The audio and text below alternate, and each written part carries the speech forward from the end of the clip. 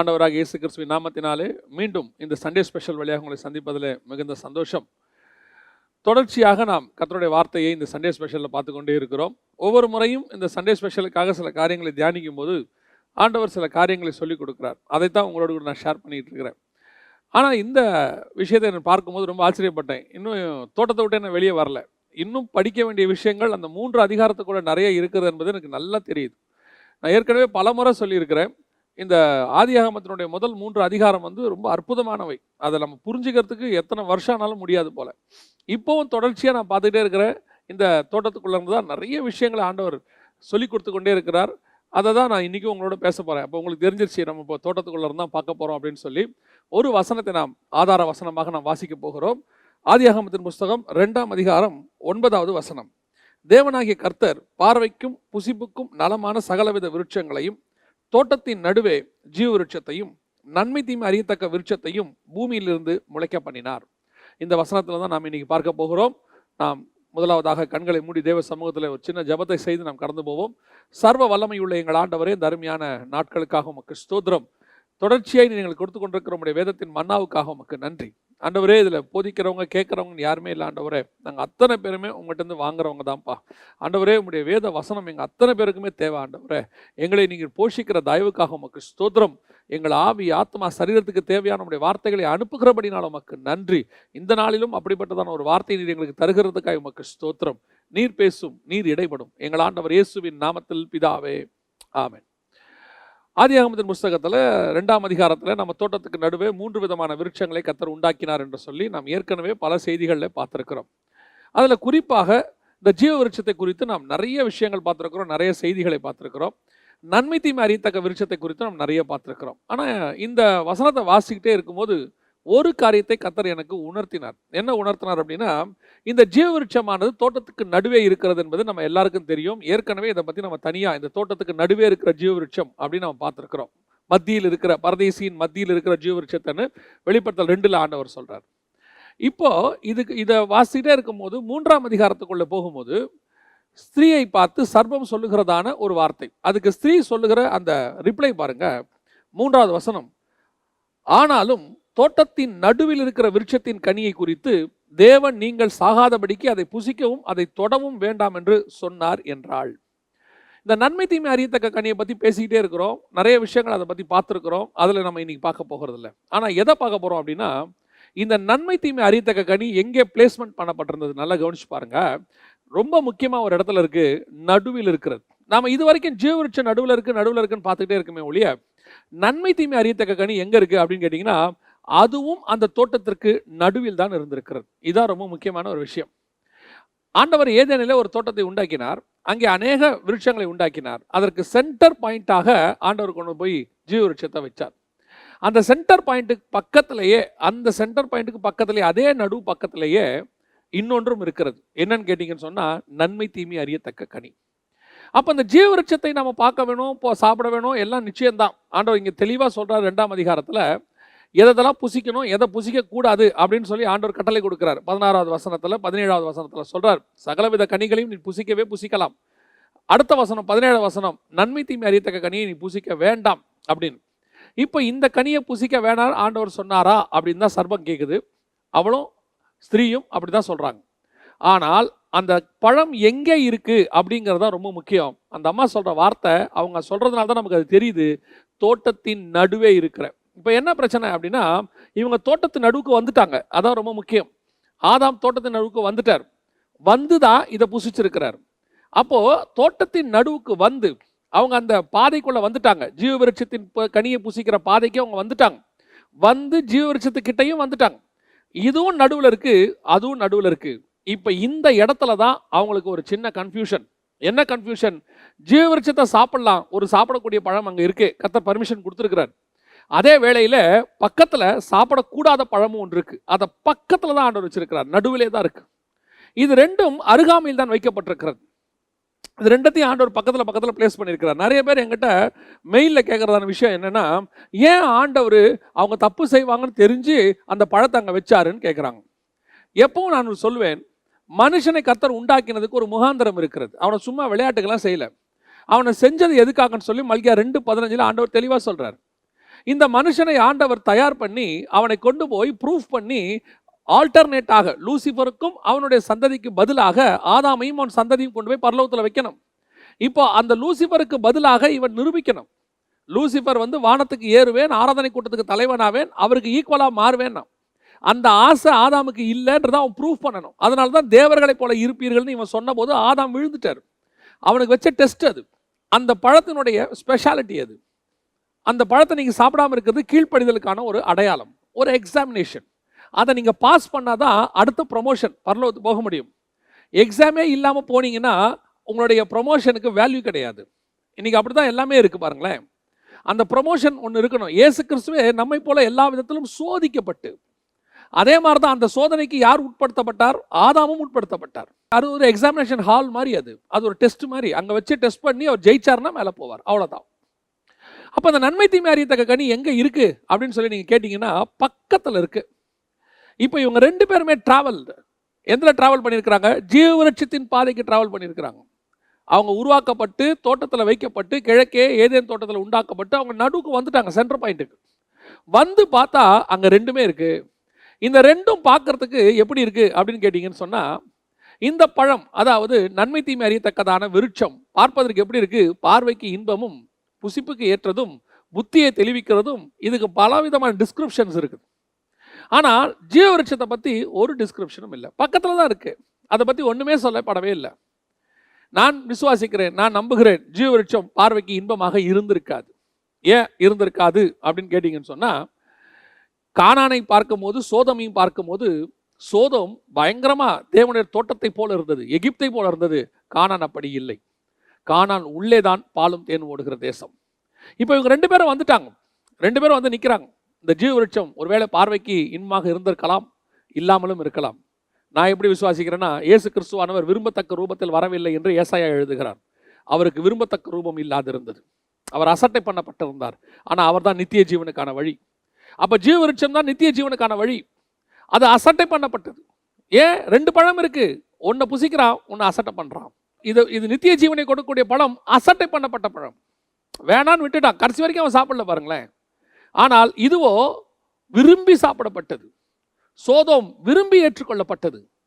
பாவம் விரும்பி ஏற்றுக்கொள்ளப்படுகிறது. இன்னைக்கு நாமும் கூட இந்த நித்திய ஜீவ பாதையில் பிரவேசிக்கிறோம். நான் நித்திய ஜீவ பாதையில் பிரவேசிக்கிறவங்களை குறித்து நான் பேசுகிறேன். இப்பொழுது நாம் தொடர்ச்சியாக செய்திகளை கேட்டுக்கொண்டே இருக்கிறோம். நம்முடைய செய்திகள் எல்லாமே ஆவிக்குரிய வாழ்க்கைக்கு அடுத்த கட்டத்துக்கு கொண்டு போக வேண்டும் என்றுதான் ஆண்டவர் விரும்புகிறார்.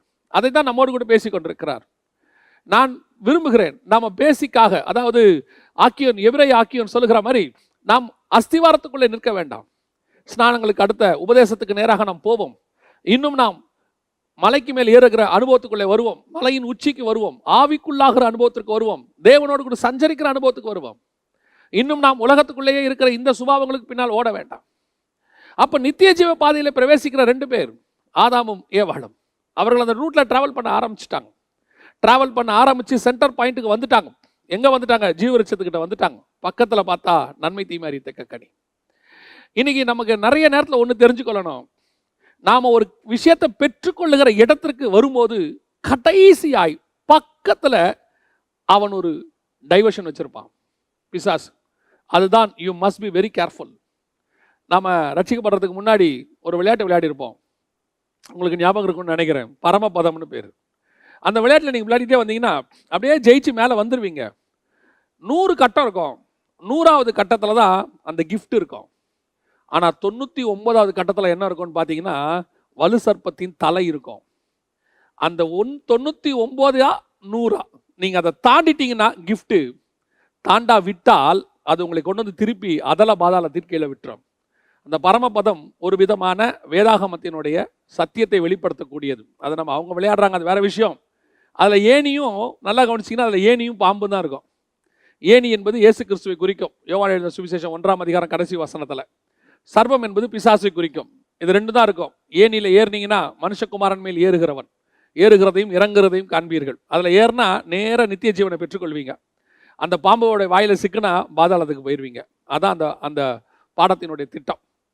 அதில் 99வது இடத்துல வலு சர்ப்பத்தின் தலை இருக்கும். 100வது இடத்துல கிஃப்ட் இருக்கும். அதே மாதிரி தான் தோட்டத்துக்கு நடுவில் ஜீவ விருட்சமும் இருந்துச்சு, நன்மை தீமை அறியத்தக்க விருட்சமும் இருந்துச்சு. 2 பக்கத்தில் இருந்துச்சு. எதை சாப்பிட்றதுன்னு ஆதாமுக்கு ஒரு கன்ஃபியூஷன். ரெண்டத்தையும் பார்வையில் பார்க்குறான். ஜீவ விருட்சமா நன்மை தீமை அறியத்தக்க விருட்சமா?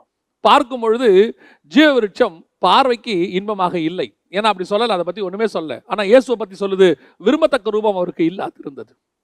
அதே நேரத்தில் நன்மை தீமை அறியத்தக்க கனி பார்வைக்கு இன்பமாக இருந்தது. ஆபிரகாமுக்கும் இருக்கட்டும், யாக்கோபாக இருக்கட்டும், எல்லாருக்குமே இப்படி ஒரு சோதனை இருந்தது. யாக்கோபு லாபான் வீட்டுக்கு போகிறான். அங்கே 2 பேர் இருக்கிறார்கள். ஒன்று லேயாள், இன்னொன்று ராகேல். லேயாளுக்கு விரும்பத்தக்க ரூபம் இல்லாது இருந்தது, கூச்சக்கண்ணி, பார்வைக்கு அவள் இன்பமாக இல்லை. ஆனால் ராகேல் விரும்பத்தக்க ரூபம், பார்த்த உடனே அவனுக்கு பிடிச்சிருச்சு. உடனடியாக ராகேலுக்காக அவன் வேலை செய்ய தொடங்குகிறான். ஆனால் தேவனுடைய திட்டம் ராகேல் இடத்துல இல்லை, லேயாள் இடத்துல இருந்தது. நிறைய பேர் என்ன சொல்றாங்க அப்படின்னா, லேயாள் ராகேல் ரெண்டுமே காட்ஸ் பிளான் தான், அதனால தான் அந்த 12 கோத்திரம் வந்துச்சு, ரெண்டுமே காட்ஸ் பிளான் தான். அப்படி கிடையாது. ஆண்டவர் தெளிவாக சொல்றாரு. மத்திய எழுதின சுவிசேஷம் 19ஆம் அதிகாரம் 7-8 வசனத்துல, ஆதி முதல்ல ஒருத்தனுக்கு ஒருத்தி தான் தேவனுடைய திட்டம். இந்த தேவ திட்டத்தை மோசே உங்கள் இருதயத்தின் கடினத்தின் நிமித்தம் மாத்துகிறார். தள்ளுதற் சீட்டை கொடுத்துட்டு இன்னொன்னு கல்யாணம் பண்ணிக்கலாங்கிற கான்செப்ட் எங்க வருதுன்னா, உங்கள் இருதயத்தின் கடினத்தின் நிமித்தமே மோசே அப்படி சொன்னான். ஆதி முதல் கொண்டு அப்படி இல்லை. கர்த்தர் ஒண்ணுதான், ஆதாமுக்கு ஏவாள் ஒன்னே ஒண்ணுதான். அந்த ஒண்ணு எதுங்கிறதா கான்செப்ட். இப்போ ரெண்டும் பக்கத்துல பக்கத்துல இருக்கு. யாருக்கு? யாக்கோபுக்கு. எதை செலக்ட் பண்ணணும்? யாக்கோபு திருப்பியும் பார்க்கிறாரு. பார்வைக்கு இன்பம் எது? ராகேல். ராகேலுடைய முடிவு என்ன? வழியிலே மரித்து போனாள். ஆனால் லேயாளுடைய முடிவு என்ன? கானானுக்குள்ளே போய் மரித்து போனாள். யாக்கோபின் கல்லறையில் வைக்கப்பட்டாள், ரெபேக்காலின் கல்லறையில் வைக்கப்பட்டாள், சாராளின் கல்லறையில் வைக்கப்பட்டாள். அவள் ஓட்டத்தை ஓடி முடித்தாள். காட்ஸ் பிளான் லேயாள் மேலே இருந்தது. இன்னைக்கும் பக்கத்துல ரெண்டும் இருக்கு. இன்னைக்கு ரெண்டும் பக்கத்துல பக்கத்துல இருக்கு. உங்க வாழ்க்கையில, ஆவிக்குரிய வாழ்க்கையில கர்த்தர் நியமிச்சதான ஒரு ஆசீர்வாதமும் அதுக்கு ஆல்டர்னேட்டா பிசாசு வச்சிருக்கிற ஒரு ஆசீர்வாதமும் பக்கத்துல இருக்கும். பெரும்பாலும் பிசாசு வச்சது பார்க்கறதுக்கு பார்வைக்கு இன்பமாகத்தான் இருக்கும். அது அக்செப்டெல்லாம் நமக்கு தெரியும். இது இருந்தா நல்லா இருக்குமே. பிசாசு பயங்கர தந்திரக்காரன். உங்களை இந்த பழத்தை சாப்பிட வேணான்னு சொல்ல மாட்டான், இந்த பழத்தை சாப்பிட்டு பாருன்னு தான் சொல்லுவான். ஜீவ விருட்சத்தை சாப்பிடாதான் அவன் சொல்லல, நன்மை தீமை அறியத்தக்கனே சாப்பிட்டு பாருன்னு தான் அவன் சொல்றான். இன்னைக்கு பல நேரத்தில் நாம் இந்த தப்பை செஞ்சுக்கிட்டே இருக்கிறோம். வாழ்க்கையில எந்த ஒரு டிசிஷன் எடுக்கும் போதும் நான் தான் சொல்வேன், நம்முடைய வாழ்க்கையோட டிசிஷன் படிப்பு காலத்திலேயே ஆரம்பிச்சிடுது. எதை படிக்கலாம்? படிக்க ஆரம்பிக்கும் போது நம்ம எதை பார்க்கிறோம்? பார்வைக்கு இன்பம், புத்தியை தெளிவிக்கிறது, புசிப்புக்கு ஏற்றது, ஃபியூச்சருக்கு எது நல்லா இருக்கும், எது நல்லா சம்பாதிக்க முடியும், எது ஃபேனுக்கு கீழே வேலை செய்யலாம், எது ஏசியில் போய் வேலை செய்யலாம், எது வெளிநாட்டில் வேலை கிடைக்கும். நம்முடைய திட்டம் முழுக்க முழுக்க ஃபியூச்சரை பேஸ் பண்ணி, வாழ்க்கையை பேஸ் பண்ணியிருக்கு. ஆனால் கர்த்தருடைய திட்டம் நம்மை பேஸ் பண்ணியிருக்கு. உன்னுடைய எதிர்காலத்திற்கு எது தேவை என்பதை அவர் அறிந்திருக்கிறார். எப்பவுமே ஆண்டவர் எனக்கு சொல்லிக் கொடுத்தது ஒன்று, நாம் எப்பவுமே ஃபார்வர்டாக போவோம், ஆண்டவர் எண்டுலேருந்து திரும்பி வருவார். நாம் பலிபீடத்திலிருந்து மகா பரிசுத்த ஸ்தலத்துக்கு போவோம், தேவன் மகா பரிசுத்த ஸ்தலத்து பலிபீடத்துக்குள்ளே வருவார். எப்பவுமே நல்லா தெரிஞ்சுக்கொள்ளுங்க, தேவனுடைய திட்டம் ஆப்போசிட்டாக இருக்கும். ஆல்டர்னேட்டில் ஒன்று பக்கத்தில் பிசாசு வச்சுருப்பான். எதுங்கிறதுல ரொம்ப கேர்ஃபுல்லாக இருக்கணும். அதான் ரொம்ப முக்கியமான ஒரு விஷயம். காரணம், லேயாள் பார்ப்பதற்கு அழகாக இருக்க மாட்டாள், ஆனால் தேவ திட்டம் அவள் மேல் இருந்தது. அங்கதான் யார் இருந்தா? யூதா கோத்திரம் இருந்தது. அங்கதான் யூதா கோத்திரத்தினுடைய திட்டம் வந்தது. அந்த யூதா கோத்திரத்து சிங்கம் தான் இயேசு கிறிஸ்து. அதோடு கூட நின்று விட்டதுன்னு இருக்கு. பிள்ளை பேர் அவளுக்கு நின்று விட்டது. 4வது குழந்தை பிறந்துச்சு, ஃபினிஷ். 3வது குழந்தை லேவி, 4வது குழந்தை இயேசு கிறிஸ்து, யூதா கோத்திரம். 3வது குழந்தை ஆசாரியன், 4வது குழந்தை ராஜாக்கள். ஆசாரியனும் ராஜாக்களையும் பெற்றெடுத்து லேயாளுக்கு கர்ப்பம் நின்று விட்டது. அவ்வளவுதான், இதுக்கு மேல வேற ஒண்ணுமே கிடையாது. ஃபினிஷ், ஓவர், முடிஞ்சிருச்சு. ஆனா இப்ப என்னாச்சு? யாக்கோபு இந்த தேவ திட்டத்தோடு கூட பார்வைக்கு இன்பமான ராகேலை உள்ளே சேர்த்த உடனே ராகேல் கதறா, எனக்கு ஒரு குழந்தை கொடு, எனக்கு ஒரு குழந்தை கொடு. இப்ப அவ தேவ திட்டத்துக்குள்ள இன்னொரு வேலைக்கார திட்டத்தை கொண்டு வந்து சேர்க்கிறாங்க. இந்த வேலைக்கார திட்டம் சேர்ந்த உடனே என்ன ஆச்சு? தேவனுடைய திட்டத்தை விட்டு வழி விலகி போய் 5வது கோத்திரம் உள்ளே வருகிறது, 6வது கோத்திரம் உள்ள வருது. லேயாள் பார்க்குறாங்க, தேவ திட்டத்துக்குள்ள வாழ்ந்தவங்க, கர்த்தர் கரெக்டாக காட்ஸ் பிளானுக்குள்ள இருந்தவங்க. 4 கோத்திரத்தோட எல்லாம் முடிஞ்சிருச்சு. இந்த 4 கோத்திரத்துக்கு பின்னாடி எவ்வளோ பெரிய அற்புதமான காரியங்கள் இருக்கு தெரியுமா? இந்த 4 கோத்திரம் தான் காட்ஸ் பிளான். அது எப்படிங்க நீங்க சொல்வீங்க? நீங்க 4 கோத்திரத்துக்கு அப்புறம் வந்தது எல்லாத்தையும் எடுத்து பாருங்க, காட்ஸ் பிளான் எப்படி இருந்துச்சுன்னு. அதுக்கப்புறம் மாடிஃபிகேஷன் வேற. நான் அதான் எப்பவுமே ஆண்டவர் எனக்கு சொல்லி கொடுத்தது ஒன்று தான், காட்ஸ் வில் வேற, காட்ஸ் பர்மிஷன் வேற. தேவனுடைய திட்டம் வேறு, தேவனுடைய அனுமதி வேறு. இப்போ ஆபிரகாமுடைய வாழ்க்கையில பாருங்க, தேவனுடைய திட்டம் சாராள் இடத்துல இருந்தது. பக்கத்திலேயே ஆகாரம் வச்சிருந்தான் அவன். சாராளா ஆகாரா. சாராள் வந்து சொல்றாங்க, என்ன பிளான் சொல்றாங்க, ஆகார இடத்துல போய் சேரும். இப்போ இவன் சொல்லியிருக்கணும், இல்ல சாராள், உன் மூலமா தேவ திட்டம் நிறைவேறும், நான் விசுவாசிக்கிறேன். ஏன், எனக்கு 15ஆம் அதிகாரத்திலே ஆண்டவர் சொல்லிட்டார் சாராள், வானத்து நட்சத்திரம் போல ஒரு சந்ததியை மாத்துவேன்னு சொல்லிட்டாரு. நீ உன் மூலமா கர்த்தர் கண்டிப்பா கொடுப்பாரு. அவன் நீதிமான், கர்த்தரிடத்துல போய் ஜெபம் பண்ணா கர்த்தர் உனக்கு வெளிப்படுத்தி இருப்பார். பக்கத்துல ஒரு ஆல்டர்னேட், உன்னை வழிவிலக பண்ணுகிற ஆல்டர்னேட் உன் பக்கத்தில் தான் இருக்கிறது. உன்னை தேவ திட்டத்தை விட்டு பிரிக்கிறவன் உன் பக்கத்தில் தான் இருக்கிறான். உன்னை தேவ திட்டத்தை விட்டு பிரிக்கிறவள் உன் பக்கத்தில் தான் இருக்கிறாள். Nowhere, you must be very careful. ஆனால் தேவ திட்டத்தோடு இருக்கிற, தேவன் உனக்கு கொடுத்திருக்கிற, தேவன் உன்னுடைய எதிர்காலத்துக்கு தேவையான பிளானை நிறைவேற்றுகிறவர்கள் உன் பார்வைக்கு அழகாய் இருக்க மாட்டார்கள். உன் இருதயத்துக்கு ஏற்றவர்களாக தெரிய மாட்டார்கள். நீ இதை விட ஆல்டர்னேட் நல்லா இருந்தா நினைக்குமே தோணும். நீ பார்க்கறதுக்கு அவங்க தான் பெஸ்ட் மாதிரி உனக்கு தோணும். ஆனால் அது தேவ திட்டம் அல்ல. அநேகருடைய வாழ்க்கையில அப்படித்தான் போச்சு. நிறைய பேர் சொல்வேன், நான் வந்து வெறும் தனிப்பட்ட வாழ்க்கையில மட்டும் சொல்லல, ஊழியத்தின் பாதையிலும் சொல்றேன். கர்த்தர் உனக்கு என்ன ஊழியம் கொடுத்தாரோ அதான் ஊழியம். பிசாசு என்ன செய்வான் தெரியுமா, உங்களை யூ டர்ன் போட வைக்க மாட்டான், பக்கத்தில் ஒரு ஆல்டர்னேட் ட்ராக்கை போட்டு கொடுத்துருவான். அந்த ட்ராக் எங்கே போகுதுனே தெரியாது. சூரிய செடிக்கு கீழே எலியா இருக்கிறாரு, இப்போ அவர் சாப்பிட்டுட்டாரு, அப்பமும் தண்ணீரும் சாப்பிட்டு முடிச்சாச்சு, இப்போ எழுந்திருச்சு பிரயாணத்தை தொடங்கணும். பிசாசு பண்ண ஒரே சின்ன வேலை என்ன தெரியுமா, பிரயாணத்தை ட்ராக் அப்படி மாற்றி விட்டான், அவ்வளோதான். இவன் போக வேண்டியது தமஸ்கு வனாந்தரம், போனது பெயர்சபா வனாந்தரம். இரவும் பகலும் 40 நாள் ஓடி முடிச்சாச்சு. போய் நிற்கும் போது கர்த்தர் கேட்கிறாரு, எலியாவே உனக்கு இங்க என்ன வேலை? You are the wrong track. ஆண்டவரே எப்போ ட்ராக் மாறுறேன்? சூரிய செடிக்கு கீழே மாறிட்டேன். நீ ஏன், நீ வந்தது எகிப்துக்கு, போக வேண்டியது சிரியாவுக்கு. இது சவுத்தில் இருக்கு, அது நார்த்தில் இருக்கு. ட்ராக் எங்க மாறிச்சு? சூரிய செடி கீழே மாறிடுச்சு. ஆண்டவரே தேவ பர்வதம் பார்க்கறதுக்கு அப்படிதான்ப்பா தெரியும். அங்கதான் எல்லா தீர்க்கதரிசியும் மறைஞ்சிருக்கிறாங்க, பார்க்கறதுக்கு அப்படித்தான்ப்பா தெரியும். எகிப்துக்கு போயிட்டா, இஸ்ரவேலுக்கு வெளியே போயிட்டா, ஏசபேலால ஒன்றும் பண்ண முடியாது. எஸ், எல்லாம் அப்படிதான் இருக்கும். ஆனால் தேவனுடைய திட்டம் அது அல்ல. தேவன் உனக்கு வச்சிருக்கிற பாதை வேறு. நீ ஒரு சேஃப் சைட் விளையாடணும்னு பார்க்குற, உன் ஃபியூச்சர் சேஃபாக இருக்கணும்னு நினைக்கிற. கர்த்தர் சொல்றாரு, உன் ஃபியூச்சர் சேஃப் என் கைக்குள்ள தான் இருக்குது, நீ போடுற பிளானுக்குள்ள இல்லை. நீங்க வச்சிருக்கிற எதிர்கால பிளானுக்குள்ள உங்களுடைய சேஃப் சிஸ்டம் இல்லை, கர்த்தருடைய கருத்துக்குள்ள இருக்கு. இன்னைக்கு நாம எதை டிசைட் பண்ணிக்கிட்டு இருக்கிறோம்? கண்ணில் பார்த்து ஆராய்ச்சி பண்ணி, இப்படி இருக்குமா அப்படி இருக்குமா, இதை செய்யலாமா. இதை விட இன்னொரு மிக மோசமான ஒரு விஷயம், அப்படி யாருக்கிட்டையாவது போய் கேட்கறது, சாராள்கிட்ட போய் கேட்கறது. சாராள் கூப்பிட்டு சொல்லுவாங்க, ஆகார இடத்துல சேரும். ஓகே, சாராளே சொல்லியாச்சு, என்ன பிரச்சனை? நிறைய பேர் சொல்றாங்க, நான் ஒரு தீர்க்கதரிசிகிட்ட போய் கேட்டேன், அவரே சொல்லிட்டாரு, சோ தீர்க்கதரிசி சொன்னாரு, மிகப்பெரிய ஊழியக்காரர் சொன்னாரு, அந்த எவாஞ்சலிஸ்ட் சொன்னாரு. தேவன் சொன்னாரா? இல்ல அவர் தேவன் சொன்னாருன்னு தான் சொன்னாரு. உன்னிடத்துல தேவன் சொன்னாரா? தேவனிடத்துல போய் முழங்கால் படியிடுங்கள், தேவன் கிட்ட போய் கேளுங்க, ஆண்டவரே எனக்கு என்ன வச்சிருக்கீங்க, நான் எதை செலக்ட் பண்ணணும். இன்னைக்கு 2 இருக்கு, நிறைய கன்ஃபியூஷன்ஸ். படிப்புக்கு அடுத்து கல்யாண காரியங்கள் வருது, கல்யாண காரியங்களையும் இதே கன்ஃபியூஷன், எதை செலக்ட் பண்ணலாம். ஏன் பிஇ படித்தவர் பிஇ படித்தது தான் கல்யாணம் பண்ணணுமா? அதான் காட்ஸ் பிளானா? ஏன் படித்தவங்களுக்கு ஒரு படிக்காதவர் கல்யாணம் பண்ணவே கூடாதா? காட்ஸ் பிளான் அங்கே இருக்கவே இருக்காதா? இல்லை ஒரு நம்ம லைஃப் ஸ்டைலுக்கு, இல்லை அதெல்லாம் லைஃப் ஸ்டைலுக்கு எல்லாம் கரெக்டாக வரும். லைஃப் ஸ்டைல் கர்த்தர் கையில் இருக்கு. கர்த்தர் என்ன சொல்லுகிறாரோ எல்லாம் பண்ணி முடிச்சு 10 வருஷம் கழிச்சு மெயில் அனுப்புறது, நாங்கள் 2 பேரும் ஆவிக்குரியவர்கள் தான், ஆனாலும் எங்களுக்குள் ஒத்து போக மாட்டேங்கிறது. இங்கே மாறல, 10 வருஷத்துக்கு முன்னாடி மாறிடுச்சு. இப்போ அதை ஒன்றும் சரி பண்ண முடியாது, அவ்வளோதான். ஆண்டவர் உனக்கு மாடிஃபை பண்ணி கொடுத்துருக்கிறார். காரணம் உன்னுடைய விருப்பம், நீங்கள் விரும்பினது. நன்மை தீமை அறியத்தக்க கனியும் ஜீவ விருட்சமும் உங்கள் பக்கத்தில் தான் இருந்துச்சு. நீங்கள் பார்த்தீங்க எது பார்வைக்கு இன்பம். மாப்பிள்ளை வெளிநாட்டில் வேலை செய்கிறாரு, மாதம் 2 லட்ச ரூபா சம்பளம், அங்கே போனால் பொண்ணு நல்லா இருக்கும், அவர் டாக்டரு, அவர் பெரிய சர்ச்சில் மெம்பரு, அவர் ஒரு மிக முக்கியமான இடத்துல இருக்கிறாரு, இவருக்கு பொண்ணை கல்யாணம் பண்ணி கொடுத்தா பையனை இந்த பாஸ்டருடைய பொண்ணுக்கு கொடுத்துட்டா பையன் நல்லா இருப்பான். நன்மை தீமை அறியத்தக்க கனி ஜீவ விருட்சம் எங்கே இருந்துச்சு தெரியுமா? பார்வைக்கு இன்பமாக இல்லாமல், நீ ஏற்றுக்கொள்ள முடியாமல் உன் பக்கத்துலேயே ஒரு இடத்துல இருந்துச்சு. உன் பார்வை அந்த ஜீவ விருட்சத்தின் மேலே போகவே இல்லை, அது பக்கத்திலே இல்லை. அதனுடைய விளைவு என்ன தெரியுமா? நீங்கள் நன்மை தீமை அறித்த கனி புசித்தீர்கள். பக்கத்தில் தான் இருந்துச்சு. யாக்கோபு பக்கத்திலே இந்த ஏயாளை பற்றி அவனுக்கு தெரியவே இல்லை. 4 குழந்தை பிறக்கிற வரைக்கும் அவனுக்கு தெரியவே இல்லை பாருங்க. அவள் 3 குழந்தை பிறக்கிற வரைக்கும் ஆசைப்படுறான். இப்பொழுது என் கணவன் என்னோட கூட இணைந்திருப்பான். அப்படிதாங்க அந்த ஜீவ விருட்சம்.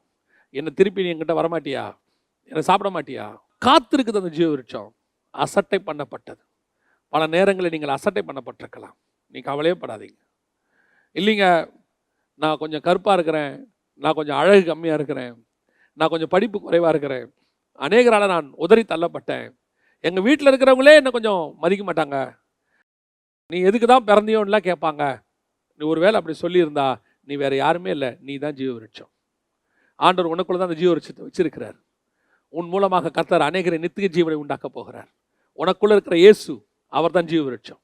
உன் மூலமாக இயேசு கிறிஸ்துவின் மூலமாக அநேகர் நித்திய ஜீவனை பெறப் போகிறார்கள். எத்தனை பேர் பார்வைக்கு இன்பம் இல்லாத வலுக்கட்டாயமாக கர்த்தர் சொன்னார்னு திருமணம் பண்ணாங்க. கர்த்தர் சொன்னார்னு திருமணம் பண்ண பிறகு அவங்க அதுக்கப்புறம் 20 வருஷம் கழிச்சு சாட்சி கொடுப்பாங்க, கர்த்தர் எனக்கு ஒரு அருமையான மனைவியை கொடுத்தார், கர்த்தர் எனக்கு ஒரு அருமையான கணவனை கொடுத்தார். காரணம் என்ன தெரியுமா? அது ஜீவ விருட்சம். சில நேரங்கள் அப்படி தாங்க இருக்கும். கர்த்தர் ஒரு சில வேலைகளுக்கு உங்களை போக சொல்கிறாரா, போங்க. கர்த்தர் சொல்லுவார் போங்க. அது உங்களுக்கு பிடிக்காத இடமா இருக்கும், பிடிக்காத வேலையாக இருக்கும். சொன்னது கர்த்தர் போங்க, அதை நீங்கள் செலக்ட் பண்ணுங்கள். அதே நேரத்தில் 2 வந்திருக்கோம், இது போனால் ஃப்யூச்சருக்கு நல்லாயிருக்கும், அப்படி இருக்கும் இப்படி இருக்கும்னு. இது ஒன்றுமே இருக்காது, ஆனால் உங்களுடைய லீடிங் இதில் இருக்கும். கர்த்தர் இதில் சொல்லியிருப்பார், தைரியமாக போங்க. ஜீவ விருட்சத்தை புசித்தவன் ஒரு நாளும் மரிப்பதில்லை, நன்மை தீமை அறிந்த புசித்தவன் ஒரு நாளும் ஜீவனோடு கூட இருப்பதில்லை. இன்னைக்கு 2 இருந்துச்சு. கர்த்தர் பார்த்தாரு, நீ நன்மை தீமை அறிந்த கனியை புசித்துட்ட, நான் 2த்தையும் உனக்கு வச்சேன், you are on the wrong track. இனிமேட்டு நீ இங்கே இருக்கக்கூடாது, தோட்டத்தை விட்டு வெளியே போ. எனக்கு ரொம்ப ஆச்சரியம் என்னென்னா, நான் இது வரைக்கும் இந்த வேதத்தை படித்த போது அந்த நித்திய ஜீவனுக்கு போகிற வழியை கர்த்தர் ஆதாமுக்கு அடைத்தாருன்னு இருக்கு. அப்போ அந்த பாதையில் அவன் போவே இல்லை போல அப்படின்னு நினச்சிட்டேன். ஆனால் தொடர்ச்சி அந்த 3ஆம் அதிகாரத்தை வாசிக்கும் போது அவன் அந்த பாதையில் போய் நித்திய ஜீவனுக்கிட்ட போய் ஜீவ விருட்சத்துக்கிட்ட போய் அதற்கு பிறகு அந்த பழத்தை அவன் மாற்றி பக்கத்தில் உள்ள நன்மை தீமை கையில் எடுத்துட்டான். எத்தனையோ பேர் ஆவிக்குரிய வாழ்க்கைக்கு வந்து, நான் சொல்லுவேன் ஆவிக்குரிய வாழ்க்கையில் வந்து ஸ்பிரிச்சுவலி வாழ்ந்து, ஏன் பல நேரங்களில் ஊழியத்தின் பாதையில் 10 வருஷம் 20 வருஷம் ஓடி கடைசியாய் தேவ சித்தத்தை விட்டு போனவர்கள் எத்தனை பேர். அதான் சொன்ன எலியா மாதிரி ஆட்கள். அவங்களுக்கு ஒரு ஆல்டர்னேட் கர்த்தர் வச்சாரு, அது வேற விஷயம். இப்போ இவனை விரட்டி விட்டா மாதிரி திருப்பி ஓரேப்லேருந்து விரட்டி விடுறாரு எலியாவை. ஓடு, எங்கே போ, தமஸ்குவுக்கு போ. நீ எங்கே வந்த? why you are here? இன்னைக்கு எத்தனையோ பேரை பார்க்குறோம், ஊழியத்தின் பாதையை விட்டுட்டு அப்படியே ராங் டைரக்ஷன் போயிட்டாங்க. 30 வருஷம் கழிச்சு வீழ்ச்சி, 20 வருஷம் கழிச்சு வீழ்ச்சி. நான் ஆண்டவர்கிட்ட பண்ணுற ஜெபத்தில் ஒரு பெரிய ஜெபம், ஆண்டவர் அறிவார், நான் பெரிய ஊழியக்காரன் ஆக வேண்டும் என்பது கனவு கிடையாது, தேவையும் இல்லை. கடைசி வரைக்கும் நல்ல ஊழியக்காரனாக இருந்துட்டு மறிக்க வேண்டும். அதுதான். ஒருவேளை வருகை வந்தால் அதில் பிரவேசிக்கணும். லைம் லைட்டுக்கு வந்து பெரிய ஊழியக்காரன் பேர் வாங்கி ஒரு பிரோஜனம் இல்லை. பவுலை காட்டிலும் பெரிய ஊழியக்காரன் பேர் வாங்க இந்த உலகத்தில் யாராலையும் முடியாது. கடைசி வரைக்கும் ஒழுங்காக ஓடி முடிக்கணும். விசுவாசத்தை துவக்கினவர் முடிக்கவும் வல்லமை உள்ளவர். இன்னைக்கு ராங் ட்ராக்ல ஓடி ஓடுற ட்ராக்கே தெரியாமல் விரட்டி விட்டார் ஆண்டவர் ஆதாம. போ, இங்கேருந்து போ, இங்கே இருக்காது. ஏன் விரட்டி விட்றா தெரியுமா? இப்போ அந்த ரூட்டை விட்டு வெளியே போயிரு. உனக்கு வச்ச அந்த டெஸ்ட்ல யூ ஆர் ஃபெயில்.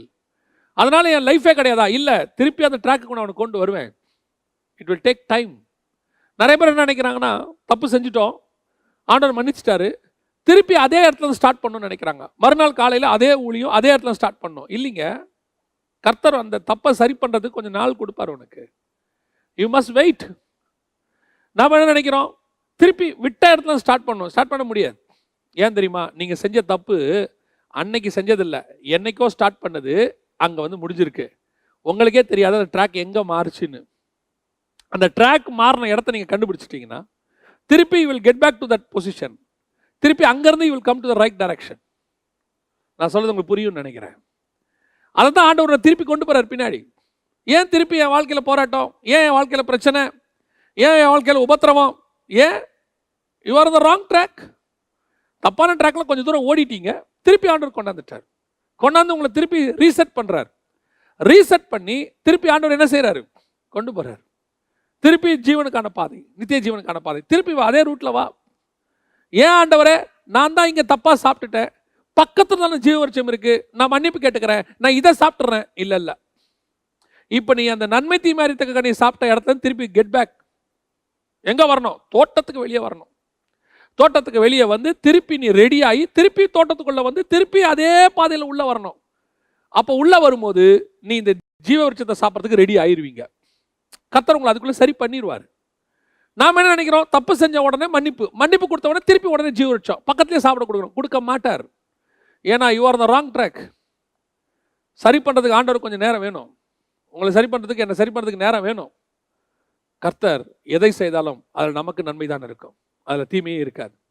திருப்பி ஆண்டவர் பாதைக்கு கொண்டு வர்றார். உபத்திரவத்தின் பாதைக்கு, போராட்டத்தின் பாதைக்கு கொண்டு வர்றாரு. ஆண்டவரே எனக்கு உடனே அந்த ஜீவரிச்சத்தை கொடுங்க. இல்லைப்பா நான் தரேன், இப்போ இல்லை, கையை நீட்டி பறித்து புசித்துறாது, நீ திருப்பி பின்னாடி போ. எத்தனை பேருடைய ஊழியம் எங்கேயோ இருக்க வேண்டிய ஊழியம் தெரியுமா? நான் ஒரு சிலரெல்லாம் யோசிப்பேன், இவர்களுக்கு இருக்கிற தாளந்துக்கு, இவர்களுக்கு இருக்கக்கூடியதான கர்த்தர் கொடுத்திருக்கிற கிருபைக்கு இவங்கெல்லாம் உலகத்தை எங்கேயோ கலக்கி இருக்கணும், சிம்சன் மாதிரி. ஆனால் சிம்சனுடைய பாதை திருப்பி கெட் பேக். முடி வெட்டியாச்சு, திருப்பி முடி வளரணும், ஸ்டார்டிங்லேருந்து வரணும், முடி திருப்பி முளைக்கணும். ஆண்டவர் திருப்பி மொட்டை அடிச்சு விட்டாரு. ஏன் மொட்டை அடிச்சு விட்டாரு? முடி நல்லா வளர்ந்து உன் பவர், முடி வளர வளர உன் பவர் வளர்ந்துக்கிட்டே இருந்துச்சுப்பா. ஆனால் நீ ட்ராக் மாறிட்டப்பா, ட்ராக் மாறி வந்துட்ட, இப்போ திருப்பி மொட்டை அடிச்சிட்ட, திருப்பி முடி வளரும், திருப்பி உனக்கு பவர் வரும். இல்லைன்னே சொல்லல ஆண்டவர். திருப்பி நீ தூணை உடைப்ப, நீ திருப்பி பெரிய சிம்சோன்னு காட்டுவேன் உன்னை. ஆனால் முடி வளர்ற வரைக்கும் யூ மஸ்ட் வெயிட். கர்த்தர் திருப்பி உன்னை உருவாக்குற வரைக்கும் யூ மஸ்ட் வெயிட். அதே பாவத்தோடு கூட நீ பிரயாணம் பண்ண முடியாது. உடனே ஜீவரிச்சத்தை சாப்பிட முடியாது. ஒரு நாளில் உன் பாவம் மன்னிக்கப்பட்டது உண்மை, ஆனால் சரி பண்ணப்படுவதற்கு காலம் இருக்கிறது, டைம் இருக்கு. அதை தான் கர்த்தர் இப்போ வாழ்க்கையில் எடுத்துக்கிட்டு இருக்கிறார். வெயிட். நிச்சயம் கர்த்தர் திருப்பி ட்ராக் உங்களை கொண்டு வருவார். நான் டிஸ்கரேஜ் பண்ணலை, திருப்பியும் சொல்கிறேன், அந்த ஜீவ விருட்ச பாதைக்கு உங்களை திருப்பியும் கொண்டு வருவார். கர்த்தர் உங்களை ஆசீர்வாதத்துக்குள்ளே கொண்டு வருவார், உங்களை நித்திய ஜீவனுக்குள்ளே கொண்டு வருவார். அதில் எந்த மாற்றம் கருத்தும் இல்லை. ஆனால் just wait for a time, just wait for a while. அவர் நியமிச்ச அந்த நேரம் வரைக்கும் கொஞ்சம் வெயிட் பண்ணுங்க. ஆண்டவர் அது வரைக்கும் துரத்தி விட்டுருக்கிறார். துரத்தி விட்ட ஆண்டவர் இப்போ ஆதாம் வர வரைக்கும் என்ன பண்ணியிருக்காரு தெரியுமா? திருப்பி அவர் உன்னை துரத்தி விட்ட, நீ போயிட்டு சுற்றி அடிச்சுட்டு வா, நான் தோட்டத்துக்கு நடுவில் இருக்கிறேன்னு சொல்லலை. இப்போ அடுத்த ஆண்டவர் ஒரு வார்த்தை சொல்கிறாரு. யாத்திராகமத்தின் புஸ்தகம் 25ஆம் அதிகாரம் கர்த்தர் சொல்கிறாரு, உங்கள் நடுவில் வாசம் பண்ணும்படி எனக்கு ஒரு கூடாரத்தை உண்டு பண்ணு. ஆசாரிப்பு கூடாரத்தை உண்டு பண்ண சொல்கிறார். இந்த ஆசாரிப்பு கூடாரத்தை உண்டு பண்ணி நடுவுலங்கிற வார்த்தைக்கு பின்னாடி மிகப்பெரியதான ஹெவன்லி பிளான் இருக்கு. நம்ம ரொம்ப சாதாரணமாக அதை எடுத்துக்கிட்டோம். இவனை ஏன் தோட்டத்துக்கு நடுவில் ஜீவ விருட்சத்தை வச்சாரு? பக்கத்தில் ஒரு என்ன இருந்துச்சு? நன்மை தீமை அறிந்த கனி இருந்துச்சு. அதே மாதிரி இப்போ மோசையை பார்த்து கர்த்தர் சொல்றாரு, நீ நடுவில், உங்கள் நடுவில் வாசம் பண்ணும்படி. அந்த நடுவில் ஏன் சொல்றாரு அப்படின்னு கேட்டீங்கன்னு சொன்னா, ஏதேன்ல நடுவில் ஜீவ விருட்சம் தேவன் இருந்தார். இப்போ இங்கே நடுவில் இருக்கணும்னு நினைக்கிறாரு. எந்த நடுவுக்கு அப்படின்னு கேட்டீங்கன்னு சொன்னா, இவர்கள் இஸ்ரவேலர்கள் பாளையம் இறங்குவார்கள். சதுரமாக இருக்கும். நீங்கள் அந்த படத்தெல்லாம் பார்த்துருப்பீங்கன்னு நினைக்கிறேன். நிறைய பேர் அதற்கான முயற்சி எடுத்து ஃபோட்டோஸ் எல்லாம் போட்டிருக்கிறாங்க. 4 பக்கமும் இருக்கும். கிழக்கு, மேற்கு, தெற்கு, வடக்காக 3 கோத்திரமாக அவர்கள் இறங்கி இருப்பார்கள். அதில் பார்த்தீங்கன்னா 12 கோத்திரமும் சதுரமாக அப்படி இருக்கும். நடுவில் ஆசாரிப்பு கூடாரம் இருக்கும். இந்த ஆசாரிப்பு கூடாரத்தை சுற்றிலும் அவர்கள் பாளையம் இறங்கி இருப்பார்கள், உங்கள் நடுவிலே வாசம் பண்ணும்படி. இப்போ என்ன அர்த்தம்? இவரை சுற்றி அதே ஜீவ விருட்ச நடுவில் இருக்கு, ஆசாரிப்பு கூடாரம் இருக்கு, அதுக்கு உள்ள தேவன் இருக்கிறாரு, சுற்றி இவங்க இருக்கிறாங்க. இதை பார்த்துட்டு தான் இந்த அமைப்பை பார்த்துட்டு கர்த்தர் சொல்ற வார்த்தை என்னாகமத்தின் புஸ்தகத்தில் ஆண்டவர் சொல்றாரு 24ஆம் அதிகாரம் 5வது வசனத்தில், யாக்கோபே உன் கூடாரங்கள் எவ்வளவு அழகா இருக்கிறது. அது என்ன கூடாரம் அவ்வளோ அழகா இருக்குது? எல்லாரும் தானே டென்ட் போட்டாங்க, இவன் டென்ட் மட்டும் அழகு என்ன? ஆபிரகாம் டென்ட்ல இல்லாத அழகு, ஈசாக்கு டென்ட்ல இல்லாத அழகு இவர் டென்ட்ல இருக்குதா? யாக்கோபே உன் கூடாரங்கள் எவ்வளவு அழகா இருக்கிறது. அதோடைய அமைப்பு என்ன தெரியுங்களா? நீங்க அப்படி மேல இருந்து பார்த்தீங்கன்னா, நடுவில் ஆசாரிப்பு கூடாரம், 4 சைடும் 12 கோத்திரம். இது அப்படியே புதிய எருசலேமுடைய மாடல். புதிய எருசலேம் சதுரமாக இருந்தது, ஒவ்வொன்றும் 12,000 சதுரம் அளவாக இருந்தது. இந்த ஒவ்வொன்றுத்துக்கும் 3 வாசல் இருந்தது, 3 கோத்திரம். அதன் வாசல் முத்தாக இருந்தது, முத்தின் மேலே இஸ்ரவேல் கோத்திரத்தினுடைய பெயர் எழுதப்பட்டிருந்தது. எப்படி இருக்கு பாருங்க. இந்த அமைப்பை தான் அங்க கொடுக்கிறாரு. யாருக்கு? மோசேக்கு கொடுக்கிறார். மோசே, மணவாட்டி சபை, வரப்போகிற புதிய ஏற்பாட்டு சபை, அதனுடைய மாடலை இங்க நான் பார்க்கணும்பா. என்ன செய்ய, 4 பக்கமும் கூடாரங்களை போடு, நடுவில் நான் வந்து உட்கார்றேன். புதிய எருசலேம்ல 4 பக்கமும் அலங்கம் இருக்கும், நடுவுல சிங்காசனம் இருக்கும். அந்த கிருபாசனம் தான்ப்பா ஆசாரிப்பு கூடாரத்துக்குள்ள இருக்கு. அந்த நடுவில் இருந்து ஒரு நதி பாயும், பரிசுத்த ஆவியானவர். அதுக்கு நடுவில் ஆட்டுக்குட்டியானவர் இருப்பாரு. எவ்வளவு அழகான ஒரு அமைப்பு பாருங்க. இந்த அமைப்பினுடைய மாடலை மோசே கிட்ட கொடுக்கிறார். நீங்க புதிய எருசலேமை 21ஆம் அதிகாரம் 22ஆம் அதிகாரம் வெளிப்படுத்தின விசேஷத்தையும் 25ஆம் அதிகாரம் யாத்ராகமத்தின் புஸ்தகத்தையும் அந்த அமைப்பையும் வச்சு படிச்சு பாருங்க. அந்த கூடாரத்தை செஞ்சு அப்படியே புதிய எருசலேம் மாடல் அங்க இருக்கும். இதை பார்த்துட்டு கர்த்தர் சொல்றாரு, யாக்கோபே உன் கூடாரங்கள் எவ்வளவு அழகா இருக்கிறது. ஏன், உன்னுடைய அந்த அமைப்பு இருக்கேப்பா, நியூ ஜெருசலேமுடைய அமைப்பு. நடுவுல நான் சுத்தி நீங்க எல்லாரும், இது வரப்போகிற எருசலேமுடைய அமைப்பை இங்க ஆண்டவர் பார்க்கிறாரு. இப்போ நம்மளை ஆண்டவர் அப்படித்தான் நம்மளை அப்படியே அழகா உண்டாக்கி 12 அப்போஸ்தலர் உபதேசங்களுக்கு நடுவுல நம்மளோட உட்கார வச்சிருக்கிறார். சர்ச் 4 பக்கமும் அப்போஸ்தலருடைய உபதேசங்கள் நம்மளை சூழ்ந்திருக்க, நடுவுல தேவனுடைய ஆலயமாகிய நீங்களும் நானும் இருக்கிறோம். நமக்குள்ள தேவன் இறங்கி வாசம் பண்ணுகிறார். இதற்குள்ள இருந்து மகிமை புறப்படுகிறது. எவ்வளவு அழகான ஒரு அமைப்பு பாருங்களேன். இந்த அமைப்புக்கு நடுவுல அப்படியே ஆல்டர்னேட்ல பக்கத்துல, இதுக்கு நடுவுல 32ஆம் அதிகாரத்துல இன்னொன்னு உள்ள கொண்டு வந்தான் பிசாசு. யாத்ராகமத்தின் புஸ்தகம் 32ஆம் அதிகாரத்துல பிசாசு உள்ள ஒன்று கொண்டு வரான். என்ன கொண்டு வரான் பாத்தீங்கன்னா, ஒரு கண்ணுக்குட்டி உள்ள வருது. அந்த கண்ணுக்குட்டி உள்ள வந்து கர்த்தருக்கு பண்டிகைன்னு வருது. நல்லா கவனிங்க, ஜீவ விருட்சத்துக்கு பக்கத்துல தான் நன்மை தீமை அறியத்தக்க விருட்சம் இருந்துச்சு. இப்போ இதுக்கு பக்கத்துல தான் கண்ணுக்குட்டியும் இருக்கு. இது கர்த்தர், இது கர்த்தருக்கு ஆல்டர்னேட். ஆனா ஜனங்க கேட்டது மோசேக்கு ஆல்டர்னேட். எங்களை வழிநடத்தி கொண்டு வந்த மோசே என்ன ஆனானோ எங்களுக்கு தெரியாது. அப்ப ஜனங்க யாரை கேட்கணும்? திருப்பி இன்னொரு மோசையை தானே கேட்கணும். ஒருவேளை ஒரு பேச்சுக்கு நான் சொல்றேன், மேலே போன மோசையை காணோம்ப்பா, என்ன ஆனச்சோ தெரியல, கர்த்தர் ஒருவேளை எடுத்துக்கொண்டாரோ அப்படின்னா எங்களுக்கு வழி நடத்துறதுக்கு இன்னொரு மோசே தானே வேணும். அப்போ மோசேக்கு பதிலாக ஆரோனா, யோசுவாவா, இன்னொரு மோசேவா, யாருன்னு ஆண்டவர்கிட்ட கேளுங்கன்னு சொல்லணும். ஆனா இவங்க செலக்ட் பண்ணது இன்னொரு கர்த்தரை. கண்ணுக்குட்டி வந்துருச்சு உள்ள. இதுதான் பிசாசுடைய தந்திரம். அவன் அழகா என்ன பண்ணானா, மோசேக்கு பதிலாக கண்ணுக்குட்டியை உள்ள கொண்டாந்துட்டான். பல நேரங்களில் கர்த்தர் உண்டாக்கிற இந்த சபைக்குள்ள, அமைப்புக்குள்ள, உன் சபையை கர்த்தர் அழகாய் உண்டாக்கினார். அதுல எந்த மாற்று கருத்தும் இல்லை. நிறைய பரிசுத்தவான்கள் ஆரம்பத்தில் சபையை தேவனோட திட்டத்தின்படி பெற்றுக்கொண்டார்கள். கர்த்தர் சொல்லிதான் அந்த ஊழியம் ஆரம்பிக்கப்பட்டது. கர்த்தர் சொல்லிதான் ஊழியத்தினுடைய ஒவ்வொரு பாதையும் நடைபெற்றது. கர்த்தர் சொல்லிதான் எல்லாம் கரெக்டா நடந்துச்சு. ஆனா எங்க கண்ணுக்குட்டி உள்ள வந்துச்சுன்னு பார்க்கணும். எங்க வந்துச்சு இந்த கண்ணுக்குட்டி? எப்படி உள்ள வந்துச்சு? கர்த்தருக்கு பண்டிகைன்னு உள்ள வந்துச்சு. இது பிசாசுன்னு உள்ள வரல. நிறைய பேர் நினைச்சுக்கிட்டாங்க சபைக்குள்ள பிசாசுனா அப்படியே நல்லா 2 கொம்பு வச்சுக்கிட்டு, பல்ல வச்சுக்கிட்டு, கருப்பா வரும் உள்ளன்னு, வால் வச்சுக்கிட்டு. அப்படிலாம் வராது, அப்படிலாம் வராது. கர்த்தருக்கு பண்டிகைன்ற பேர்ல தான் உள்ள வரும். ஒரு ஆல்டர்னேட்டர் தூக்கி உள்ள வரும். உள்ளுக்குள்ள வரக்கூடிய பிசாசு தேவனுடைய பேரை சொல்லிக்கிட்டு தான் வரும். ஆண்டவர் சொல்றாரு, சில தீர்க்கதரிசிகள் நான் அனுப்பாதிருந்தும் தங்கள் ஆவியின் ஏவுதலை பேசுகிற மதிகட்ட தீர்க்கதரிசி, நான் அனுப்பாதிருந்தும் என் நாமத்தை குறித்து பொய்யாய் தீர்க்க தரிசனம் சொல்லுகிறார்கள். சொல்றது இயேசுவின் நாமம், தூக்கிறது பைபிள். ஆனா உள்ளுக்குள்ள பேசி கொண்டிருக்கிறது யார் தெரியுமா? கண்ணுக்குட்டி. அதனாலதான் சொல்றாரு, மந்தையை தப்ப விடாத ஓநாய்கள் வரும், அவர்கள் எல்லாரும் ஆட்டுத்தோல் போர்த்திய ஓநாய்கள். கண்ணுக்குட்டி உள்ள வந்துருச்சு பாளையத்துக்குள்ள.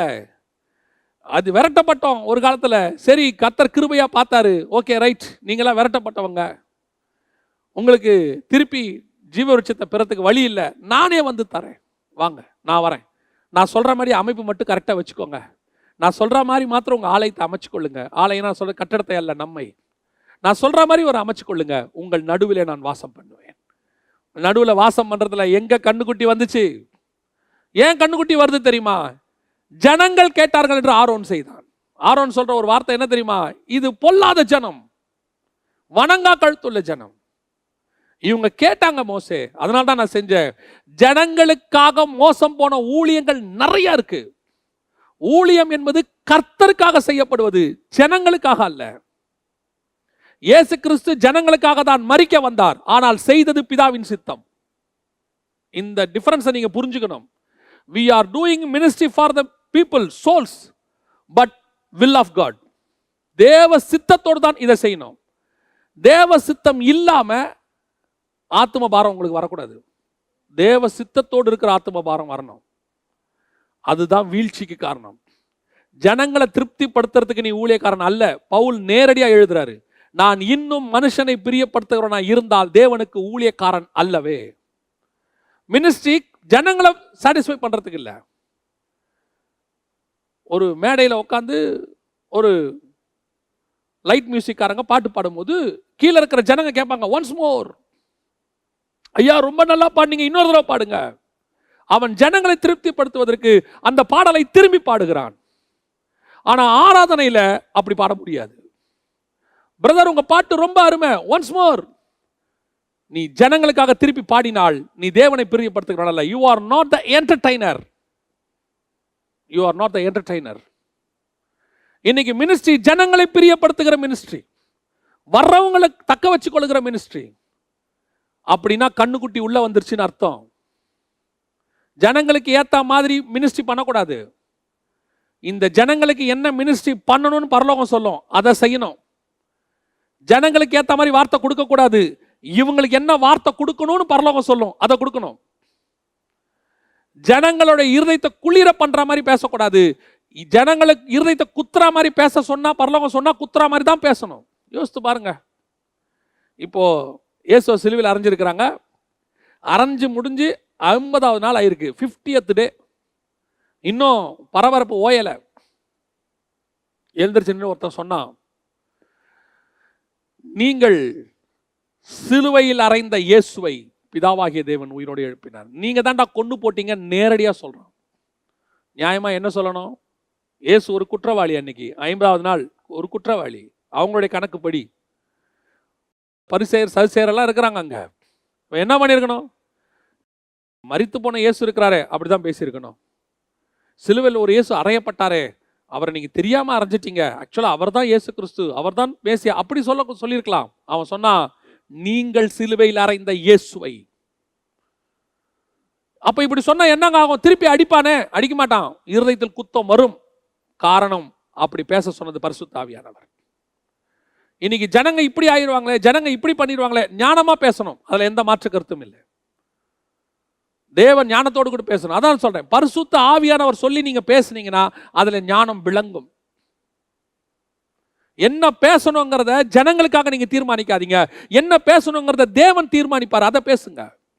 எங்க மினிஸ்ட்ரி பண்ணணுங்கிறத நீங்க தீர்மானம் பண்ணாதீங்க. எங்க மினிஸ்ட்ரி நீங்க பண்ணணுங்கிறத பரலோகம் தீர்மானம் பண்ணும்.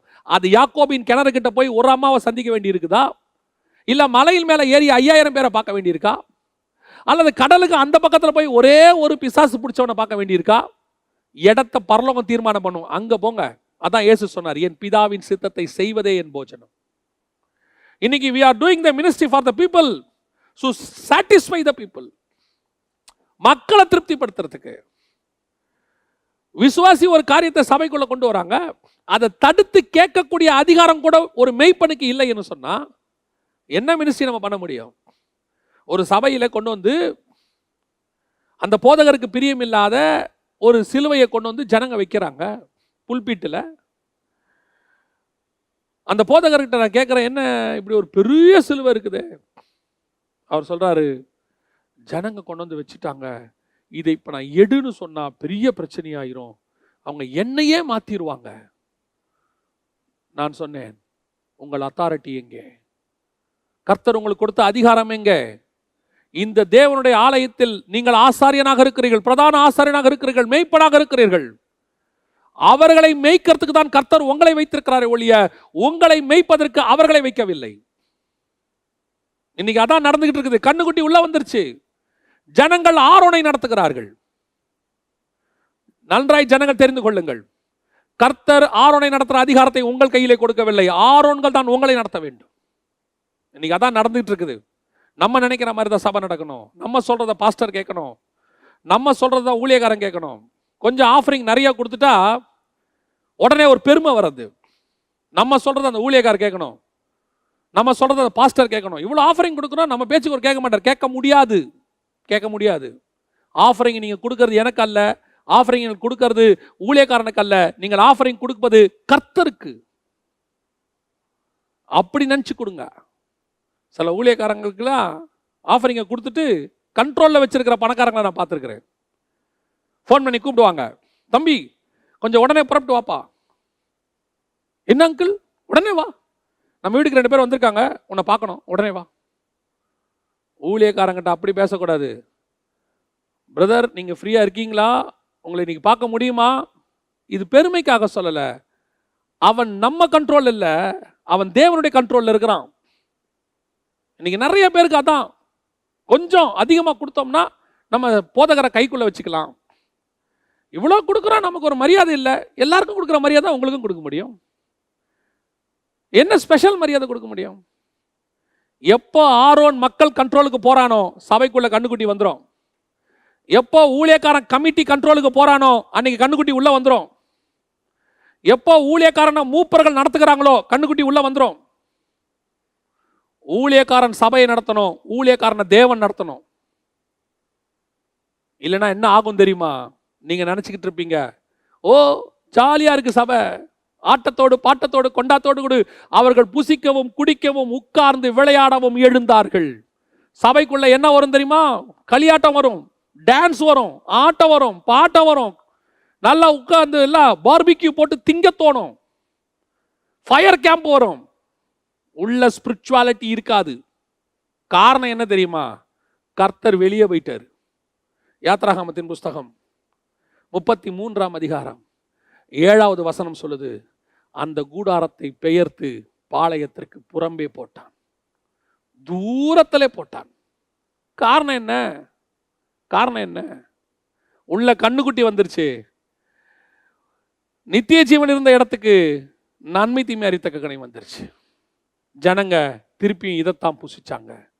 முதல் தடவை கர்த்தர் ஏதேனை விட்டு விரட்டி விட்டாரு. 2வது தடவை அவர் வெளியே போயிட்டார். இவனுக்கு நடுவில் வாசம் பண்றதை விட நான் புறம்பே இருக்கிறது நலமாயிருக்கும், நான் இவர்களை விட்டு தூரமாக இருக்கிறது நலமாயிருக்கும். உன் சபையை விட்டு புறம்பே தூரத்துல கர்த்தர் போயிட்டார். எப்போ நீ உள்ளுக்குள்ள கண்ணுக்குட்டி வந்து புசிக்கவும் குடிக்கவும் விளையாடவும் தொடங்கினாயோ, எப்போ புல்பீட்ல இருந்ததான உன்னுடைய புல்பீட்டை ஓரமா வச்சுட்டு அங்க பர்த்டே பார்ட்டியும் அங்கே வந்துட்டு மேரேஜ் டே பார்ட்டியும் கொண்டாட தொடங்கினாயோ, எங்க டான்ஸ் ஆட தொடங்கினாயோ, அன்னைக்கே போயிட்டாரு.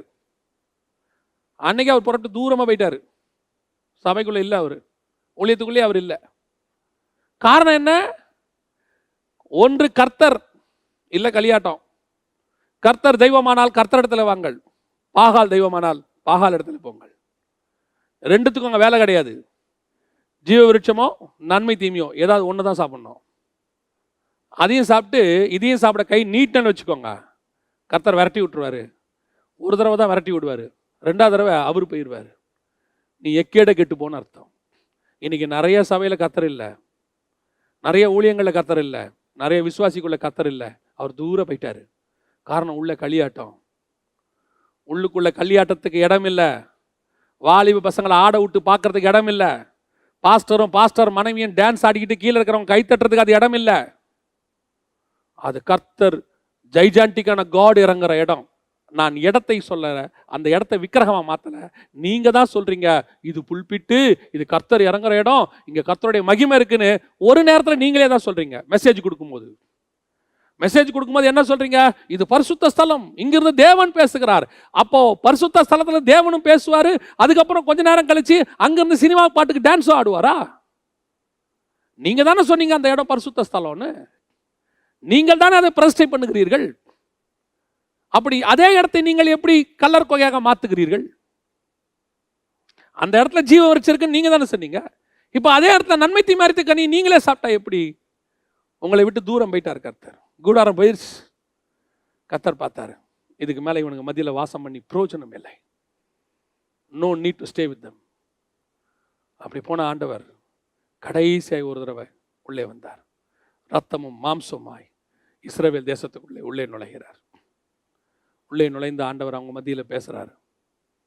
இப்போ அந்த ஜீவ விருட்சம் திருப்பி கிருபையும் இரக்கமும் நிறைந்தவராய் உள்ளே வருகிறார். உள்ளே வந்து திருப்பி அவங்ககிட்ட, சரிப்பா, கிட்டத்தட்ட 2000 வருஷமா நான் உங்களை விட்டு தூரம் ஆயிட்டேன். ஏதோ ஆலயம் கட்டினீங்க, உள்ளே வந்தேன், திருப்பி என்னை வெளியே அமுச்சு விட்டீங்க. அதுக்கப்புறம் ஒரு 400 வருஷம் உங்களுக்கும் எனக்கும் எந்த சம்பந்தமும் இல்லை. 430வது வருஷம் இயேசு கிறிஸ்து ஞானஸ்நானம் எடுத்து கரை ஏறி உள்ளுக்குள்ளே நுழைகிறார். ஜீவ விருட்சம் திருப்பி உள்ளே வருது, நித்திய ஜீவன் திருப்பி உள்ளே வருது. இப்போ அவருடைய நோக்கம் என்ன தெரியுமா? அன்னைக்கு இந்த பாளையத்துக்குள்ள நீங்கள் ஒரு அருவருப்பை கொண்டாந்தீங்க, அதுக்கப்புறம் அதிகமாக கொண்டாந்துட்டீங்க.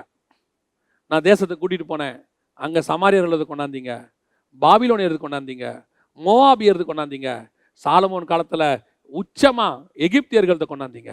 அதுக்கு அடுத்து மனாசே காலத்தில் அவனை மாதிரி ஒரு மோசமான விக்கிரகாராதனை பண்ணவே முடியாதுன்ற அளவுக்கு எல்லாத்தையும் கொண்டாந்து என்னுடைய தேசத்துக்குள்ள என்னை வர விடாமையே நீங்கள் பண்ணிட்டீங்க. அந்த ஜீவ விருட்சம் உள்ளேயே வரல.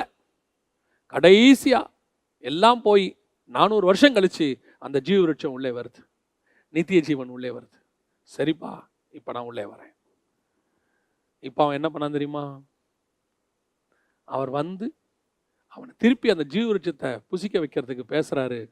வசனம் சொல்லுது, லூக்கா எழுதின சுவிசேஷம் 4ஆம் அதிகாரம் 30வது வசனத்துல, அவர் நடுவிலிருந்து கடந்து போனார் அப்படின்னு இருக்கு. எதனால? ரொம்ப ஆச்சரியங்க. அந்த லூக்கா எழுதின சுவிசேஷம் 4ஆம் அதிகாரத்தை வாசித்து பாருங்க. அந்த இடத்துல ஆண்டவர் பேச ஆரம்பிக்கிறார். ஏசாயா புஸ்தகத்தில் எடுத்து ஆரம்பிக்கிறாரு. அவர் பேசுறத பார்த்துட்டு அவன் என்ன சொல்றானா, 4ஆம் அதிகாரம் 22ஆம் வசனத்துல, எல்லாரும் அவருக்கு நற்சாட்சி கொடுத்து அவருடைய வாயிலிருந்து புறப்பட்ட கிருபையுள்ள வார்த்தைகளை குறித்து ஆச்சரியப்பட்டு, கிருபையுள்ள வார்த்தைகள், இந்த வசனத்தை நான் படிச்சுட்டே இருக்கும்போது எப்படி ஒரு அன்பா கிருபையா கர்த்தர் பேசியிருப்பார் பாருங்களேன். கிருபையுள்ள வார்த்தைகள். அப்போ நான் இதை பேசிட்டே இருக்கும்போது, படிச்சுட்டே இருக்கும்போது ஆண்டவர்கிட்ட ஒரு நாள், ஆண்டவரே, நீங்கள் இந்த கிருபையுள்ள வார்த்தைகளை பேசி இருக்கிறீங்கப்பா, நாங்கள் மட்டும் ஏன் இப்படி கடினமாக பேசணும்? நாங்களும் அந்த கிருபையுள்ள வார்த்தைகளை, நிறைய ஊழியக்காரங்க அப்படி தான் பேசுகிறாங்க, நாங்களும் அப்படி பேசணும் அப்படின்னு சொன்னபோது ஆவியானவர் சொன்னார், தொடர்ந்து படி அப்படின்னார். தொடர்ந்து இயேசு அடுத்த வார்த்தையில் அவர்களை நோக்கி, யாரு? அவருடைய பிரசங்கத்தை பற்றி ஆச்சரியப்பட்டு, அழகா, என்ன அழகா பேசுறாருப்பா அப்படின்னு சொன்ன ஜனங்களை நோக்கி, வைத்தியனே அப்படின்னு ஆரம்பிக்கிறார். இப்போ அவங்கள சரி பண்ண ஆரம்பிக்கிறார்.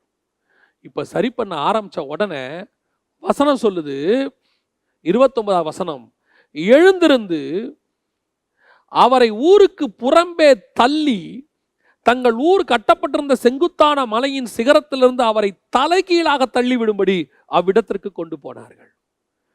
சத்தியத்தை பேசினா இதுதான் நடக்கும். ரொம்ப ஆச்சரியம். ரொம்ப அன்பா பேசினா கூட உட்காந்துருப்பான், சத்தியத்தை பேசினா கீழே தள்ளிடுவான். இயேசு கிறிஸ்து சத்தியத்தை பேச தொடங்குறாரு. இப்ப சத்தியத்தை பேச தொடங்கின உடனே மலையின் உச்சிக்கு கூட்டிட்டு போய் தலைகீழ சொல்றான். தள்ள பார்த்துட்டான், தள்ளிக்கிட்டு போறானா. எனக்கு ரொம்ப ஆச்சரியம். இதை படிக்கும் போது எனக்கு ஆவியானவர் உணர்த்துறதுன்னா, சாகவே முடியாத தேவனை சாவடிக்க ட்ரை பண்றான் பாருங்க. அவன் சாவே இல்லாத தேவன் அவர், நித்திய ஜீவனை கொடுக்கிற தேவன் அவர். ஜீவ விருட்சத்துக்கே சாவு கொடுக்கிறான். நன்மை தீமை அறியத்தக்க சாப்பிட்டுட்டு இவன் மரணத்தோட இருக்கிறான். மரணத்தோட இருக்கிற இவன் மரணத்தை ஜெயிக்க வந்த தேவனுக்கு மரணத்தை கொடுக்க பார்க்கிறான். எப்படி? அதை வாசிக்கும் போது ஆண்டவர் சொல்றாரு, மரணத்தை ஜெயிக்க வந்த எனக்கே அவன் மரணத்தை கொடுக்க பார்த்தானாம் பிசாசு. அங்க தள்ளுறாங்க, பிடிச்சி தள்ளிட்டு போறாங்க இயேசுவை. நீ சத்தியத்தை பேசினால், உண்மையை சொன்னால், நீ போற்றப்பட மாட்டாய், நீ தூற்றத்தான் படுவாய். இதுதான் உண்மை. நிறைய பேர் நீங்க சத்தியத்தை பேசி மாட்டிக்கிட்டு இருக்கிறீங்க. காரணம் என்ன தெரியுமா? சத்தியம் அப்படித்தாங்க குத்தம். அதனால நிறைய ஊழியக்காரங்க என்ன ஆயிட்டாங்கன்னா, அந்த சத்தியம் பேசுறத கொஞ்சம் அப்படியே நிறுத்திட்டு, அந்த கிருபை பொருந்தினா பேசினா கொஞ்சம் அவன் அமைதியா இருக்கான். நமக்கு எதுக்கு வம்பு? இந்த கிருபை பொருந்தின வார்த்தையோட நிறுத்திடுவோம். கிருபை பொருந்தின வார்த்தை எதுக்குன்னா, இவர் பக்கத்துக்கு திருப்பறதுக்கு. சில நேரத்தில் பார்த்தீங்கன்னா எல்லாருடைய அட்டென்ஷனையும் திருப்பறதுக்கு நம்ம ஒன்று சொல்லுவோம். அப்படி ஏதாவது ஒன்று அந்த அட்டென்ஷன் திரும்பின உடனே நாம் என்ன பண்ணுவோம்? சில நற்செய்தி அறிவிக்கிறவங்க அல்லது சில ஊரில் போய் பார்த்தீங்கன்னு சொன்னால், சில மக்களுக்கு சமூக சேவை செய்கிறவங்க என்ன பண்ணுவாங்க, இந்த பறை அடித்து ஒரு சவுண்ட் அடிப்பாங்க. அந்த பறை சவுண்டு சூப்பராக இருக்கும். அதை அடித்த உடனே ஊரே அட்டென்ஷன் ஆகும். அட்டென்ஷன் ஆனவொடனே இவங்க சொல்ல வந்த மெசேஜை சொல்லுவாங்க. அதுதான். அதே மாதிரி இவர் கிருபை பொருந்தினதுங்கிறதுனா அட்டென்ஷனுக்கு திருப்புறது. பிரியமானவர்களே, அவரே ஆண்டவரே சொல்றாரு, நான் வனாந்தரத்திலே உன்னை நயம் காட்டி அழைத்தேன். அது கரெக்ட். பிரியமானவர்களே கூப்பிட வேண்டியது கரெக்ட். ஆனா உட்கார வச்சு அவனை ஆப்ரேட் பண்ணி தான் அனுப்பணும், சரி பண்ணி அனுப்பணும். அப்படி சத்தியத்தை சொல்லாம வெறும் நீங்க அன்பா பேசி அனுப்புனா அவன் திருப்பி திருப்பி வருவான், ஆனா சரியாக மாட்டான். சில டாக்டர்ஸ்ட்ட நீங்க போனீங்கன்னு சொன்னா ரொம்ப கேரிங்கா பேசுவாங்க. உண்மை அப்படித்தான் பேசணும். கேரிங்கா பேசிட்டு ஊசி குத்துனா உங்களுக்கு வலிக்கும் பாருங்களேன், மாத்திரை போட்டிங்கன்னா கசப்பா இருக்கும் பாருங்களேன், அது உங்க வயிற்றுக்கு கசப்பா இருக்கும். நீங்க டெய்லி 1/2 hour வாங்க, நான் உங்களுக்கு அன்பா பேசுறேன், உங்க வியாதி சுகமாகணும் ஆகுமா? அன்பாவும் பேசணும், ஆப்ரேஷனும் பண்ணணும். வெறும் அன்பாய் பேசி ஆப்ரேஷன் பண்ணாவிட்டால் பேஷண்ட் செத்துருவான். ஒருவேளை சில டாக்டர் ரொம்ப ஸ்ட்ரிக்டாக இருப்பாங்க, போனால் பேசக்கூட மாட்டாங்க. என்ன நாளைக்கு காலை ஆப்ரேஷனும்பா. இவன் என்ன நினச்சிவான் தெரியுமா, அந்த ஆள் நம்மகிட்ட அன்பாக பேசினா என்ன, பேசாட்டி என்ன, வேலை ஒழுங்காக நடந்தால் சரி, பேஷண்ட் காப்பாற்றப்பட்டா சரி. அந்த மாதிரி ஆட்கள் கொஞ்சம் பேர் இருக்கிறாங்க. அதான் யோவான் ஸ்நானகன், எலியா, இவங்களாம் அந்த மாதிரி குரூப்பு. உட்காந்து இவங்ககிட்ட நீங்கள் அன்பாலாம் பேசவே முடியாது. ஏதாவது அன்பாக பேசினா 2வது வார்த்தை கேட்பாங்க, என்ன விஷயம், எதுக்கு வந்தீங்க? சில ஊழியர்களை நான் பார்த்துருக்கிறேன், சில பரிசுத்தவான்களை பார்த்துருக்கிறேன். அவங்க ரூமில் போய் உட்காந்து நீங்கள் தேவையில்லாமலாம் பேசவே முடியாது. அந்த ரூமில் போய் உட்காந்துக்கிட்டு, என்ன பாஸ்டர் நல்லா இருக்கீங்களா, சாப்பிட்டீங்களா, அடுத்த வார்த்தை கேட்பாங்க, என்ன விஷயமா வந்தீங்க? இல்லை சும்மா தான், சரி ஜோம் பண்ணுவோம் அப்படின்ட்டுருவாங்க. ஏன்? உங்ககிட்ட சும்மா பேசுறதுக்கு என்ன இருக்கு? இல்லைங்க, மனுஷனா அப்படித்தான், அது மனுஷனா அப்படித்தான், தேவ மனுஷன் வேற. ஏசுநாதர்கிட்ட நீங்கள் போய் உட்காந்து சும்மா பேசிட்டு இருப்பீங்களா? இங்கே அப்படித்தான் நடக்குது. அவர் அப்படி கிருபையாக கூப்பிட்டாரு, அப்படி உள்ளே வந்தாங்க, வந்து ஆரம்பிச்சாரு வைத்தியனேன்னு ஆரம்பிச்சு அப்படியே எலியா தீர்க்கதரிசிக்கு போய் நாகமானுக்கு போன உடனே என்ன நடந்துச்சு தெரியுமா? அடிச்சு தூக்கிட்டான், மலைக்கு கொண்டு போயிட்டான் கீழே தள்ளுறதுக்கு. நீங்கள் சத்தியத்தை பேசினால் உங்களை அப்படித்தான் தள்ளுவார்கள். நீ உண்மையுடன் இருந்தால் அப்படித்தான் இருக்கும். காரணம், நீங்கள் உலகத்தாராய் இல்லாதபடினாலே உலகம் உங்களை பகைக்கிறது. நீங்க ஜனங்களை சாட்டிஸ்ஃபை பண்ணி அன்பா பேசி நரகத்துக்கு போகிறதை விட தேவன் சொல்லுகிறதை பேசி அவர்களுக்கு ஒருவேளை குத்தப்பட்டு உன்னை கீழே தள்ளி கொலை பண்ணாலும் பரவாயில்லை, கல்லெறிந்து கொன்றாலும் பரவாயில்லை, நீ பரலோகத்துக்கு போயிடுவ. அது மட்டும் மனசுல வச்சுக்கணும். நான் ஜனங்களுக்கு ஆறுதல் படுத்துறது 2வது, ஜனங்களை தேவனுக்காக மீட்கப்படுவது 1வது. அவனை பரலோகம், அந்த சோல் பரலோகத்துக்கு போயிடணும். That is very important. இங்கே அதான் நடக்குது. ஆனால் என்ன பண்ணிட்டார் தெரியுமா ஆண்டவர்? அவர்கள் நடுவில் இருந்து கடந்து போனார். அதோட போயிட்டார் இஸ்ரவேலை விட்டு, அவ்வளோதான். புறஜாதியார்ட்ட போயிட்டார். இதே சம்பவம் பவுலுக்கு நடக்குது. போய் ஜபாலயத்தில் பேசிக்கிட்டே இருக்கிறாரு. பேச பேச பேச அவன் என்ன பண்ணுறான் தெரியுமா? திருப்பி திருப்பி துரத்தி வரான். எங்கே போனாலும் அடிக்கிறான், எங்கே போனாலும் உதைக்கிறான். வந்துருச்சு பவுலுக்கு கோவம் வந்துருச்சு. அடுத்த ஒரு வார்த்தை என்ன சொன்னார் தெரியுமா? இது முதல் கொண்டு நான் புறஜாதியார் இடத்துல போகிறேன். அவர் சொல்ற வார்த்தையை நல்லா கவனிச்சு பாருங்க. அப்போஸ்தலர் நடவடிக்கைகள் 18ஆம் அதிகாரத்தில் அவர் 6வது வசனத்தில் சொல்றாரு, அவர்கள் எதிர்த்து நின்று தூஷித்த போது அவன் தன் வஸ்திரத்தை உதறி, உங்கள் இரத்தப்பழி உங்கள் தலையின் மேல் இருக்கும், நான் சுத்தமாய் இருக்கிறேன், இது முதல் புறஜாதியார் இடத்திற்கு போகிறேன் என்று அவரிடத்தில் சொல்லி அவங்களை விட்டு அவன் போயிட்டான். இயேசுநாதர் அவர் நடுவில் இருந்து கடந்து போனார். யாரு? சத்தியத்துக்கு ஜனங்கள் செவி சாய்க்காத போது அங்கே நடுவில் இருப்பதில்லை, பிரயோஜனம் இல்லை. சத்தியத்தை கேட்காத இடத்துல நாம் இருந்து என்ன பிரயோஜனம்? ஆஃபரிங் கொடுக்குறாங்கன்றதுக்காக சத்தியத்தை கேட்காதவங்கள்ட்ட உட்காந்து என்ன பிரயோஜனம்? உன் சத்தியத்தை அவங்க கேட்கல, மனம் திரும்பல, ஆனாலும் லட்சமா ஆஃபரிங் கொடுக்குறாங்க. அவங்க மத்தியில் உட்காந்து என்ன பிரயோஜனம்? அவருடைய பாவத்துக்கு நீ உடன் பங்காளி. நீங்கள் ஒன்று சொல்லி அவர்கள் கேட்கவில்லை, அது சத்தியத்தை சொல்லி அவர்கள் கேட்கவில்லை. அதற்கு பிறகு அவங்களுக்கு நீங்க சாஃப்ட் கார்னரா இருக்க வேண்டிய அவசியம் இல்லை. இயேசு சாஃப்ட் கார்னரா இல்லை பாருங்க. இவன் சொல்றான், உதறி தள்ளி நான் சுத்தமா இருக்கிறேன், இது முதல் கொண்டு புறஜாதியார் இடத்துல போகிறேன், உங்ககிட்ட இருக்கவே மாட்டேன்டான்ட்டான். இதெல்லாம் சொன்னா இன்னைக்கு எல்லாரும் சொல்ற வார்த்தை, அப்படிலாம் மினிஸ்ட்ரி பண்ண முடியாதுங்க, கொஞ்சம் அட்ஜஸ்ட் பண்ணி தான் போகணும். ஒரு பெரிய பணக்காரர் என்கிட்ட சொன்னாரு, பிரதர் இந்த மாதிரிலாம் பேசுனீங்கன்னா ₹1 ஆஃபரிங் தரமாட்டான். ஆண்டவர் அறிவார், அவர் சொன்னது, ஆஃபரிங் தரமாட்டான். கொஞ்சம் அட்ஜஸ்ட் பண்ணி போங்க. நீங்கள் இப்போ தான் ஊழியத்தில் வளர்றீங்க, சில வருஷங்களுக்கு முன்பாக சொன்னார், ஊழியத்தில் வளர்றீங்க, அட்ஜஸ்ட் பண்ணி போங்க, அப்போ தான் உங்களுக்கு கொஞ்சம் ஆஃபரிங் வரும். மனசில் நினச்சிக்கிட்டேன், அவர் பிஸ்னஸ்மேன். அவருடைய பிஸ்னஸ் டாக்டிக்ஸை கொண்டு வந்து மைண்டில் நமக்கு நுழைக்கிறாரு. ஆஃபரிங்காக மினிஸ்ட்ரி பண்ண சொல்கிறாரு. அதுதான் அவருடைய வேலை. பிசாசு. மனசில் நினச்சிட்டேன், போயா பணத்துக்காக நான் ஊழியம் பண்ணுவதாக இருந்தால் நான் பணத்துக்காக வேலையே பார்த்துருப்பேன். நான் என் மினிஸ்ட்ரிக்கு வரணும். இதுதான் சத்தியம். கேட்டால் உங்களுக்கு நல்லது, கேட்காவிட்டால் எனக்கு நல்லது. நான் உதறி தள்ளிவிட்டு போய்கொண்டே இருப்பேன். ஒரு சபைக்கு போகும்போது அதான் கடைசி பிரசங்கம் நினச்சி தான் பண்ணுவேன். ஒரு போதகர் சிரிச்சிட்டே சொல்வார், நான் தான் மீட்டிங்கு கூப்பிட்றேன், அவர் என்னையே திட்டுவாரும்பார். சத்தியத்தை நாம் சொல்லுகிறோம், யாரையும் திட்ட வேண்டும் என்பது நம்முடைய நோக்கம் அல்ல. இது சத்தியம். சத்தியத்தின்படி இருந்தால் சரி. சத்தியத்துக்கு ஒத்து வராதவர்களோடு கூட இருந்து நமக்கு என்ன பிரயோஜனம்? அது ஒரு நாள் நம்மை பாதிக்கும். ஒரு நாள் நாம் சத்தியத்தை விட்டு வழி விலகி போகுவோம். நீங்கள் சத்தியம் பேசுகிறோடு கூட இருந்து கொண்டே இருப்பார்கள், நீங்கள் ஒரு நாள் சத்தியம் பேசுவீர்கள். நீங்கள் ஒரு ரெவலேஷன் பேசுகிறோட இருந்துகிட்டே பாருங்க, உங்களுக்கு ஒரு நாள் ரெவலேஷன் கிடைக்கும். நீங்கள் நல்லா பாடுறோட இருந்து பாருங்க, ஒரு நாள் நீங்கள் உங்களை அறியாமலே பாடுவீர்கள். நல்லா ஜெபிக்கிறவனோட இருந்து பாருங்க, ஒரு நாள் நீங்கள் ஜெப வீரனாய் மாறுவீர்கள். இதெல்லாம் இல்லாம அரட்டடிக்கிறோட உட்காந்து பாருங்க, நீங்களும் அரட்டடிக்க தொடங்குவீர்கள். பாவம் செய்யறோட இருந்தால் ஒரு நாள் நீங்களும் பாவம் செய்வீர்கள். அதனால தான் ஆண்டவர் சொல்றார், அவர்கள் நடுவில் இருந்து கடந்து போனார். பவுல் உதறி தள்ளி விட்டு புறஜாதர் இடத்துல போனார்.